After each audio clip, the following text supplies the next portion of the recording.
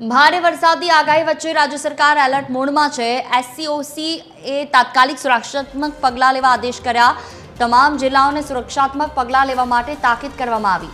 જર્જરિત મકાનો ખાલી કરાવવા માટે સૂચના આપવામાં આવી છે। જોખમી હોર્ડિંગ અને નબળા માળખા દૂર કરવા આદેશ કરવામાં આવ્યો।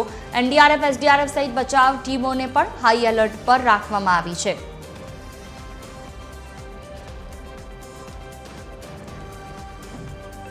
Associate editor Sonal Anadkar phone line पर जोड़ा है हमारी साथ। जी सोनल, शू વધુ વિગતો? एनडीआरएफ एसडीआरएफ सहित तमाम जे बचाव कामगीरी है सतत कामगीरी કરી રહી છે।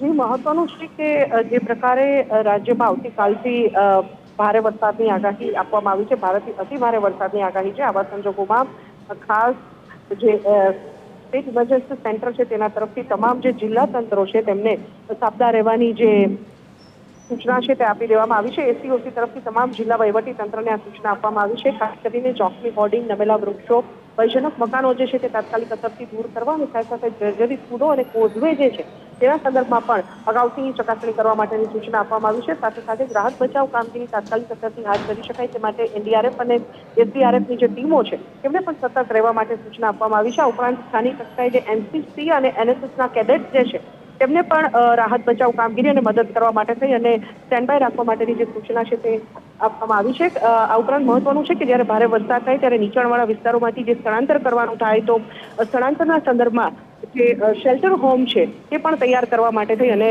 સૂચના આપી દેવામાં આવી છે। આ પ્રકારે આવતીકાલથી જે ભારે વરસાદ સૂચવવામાં આવી છે તે અંતર્ગત તમામ જે જિલ્લાઓ છે તેને એલર્ટ રહેવા માટેની સૂચના સ્ટેટ ઇમરજન્સી સેન્ટર તરફથી આપવામાં આવી છે। જી બિલકુલ, તમામ જાણકારી બદલ આભાર સોનલ।